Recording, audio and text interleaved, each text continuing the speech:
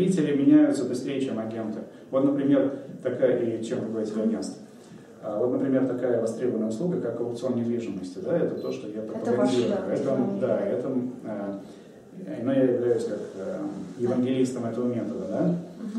Я говорю, что если агент не проводит аукцион, он продает слишком долго и слишком дешево. Да? Собственникам выгоден аукцион.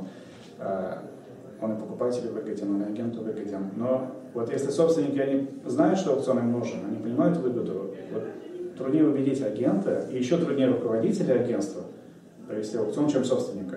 То есть получается, что рынку эта услуга нужна, а агенты и руководители агентств отказываются ее оказывать. Потому что для того, чтобы эту услугу оказать, нужно полностью перестроить свое сознание, встать с позиции агента-покупателя на позицию агента-продавца.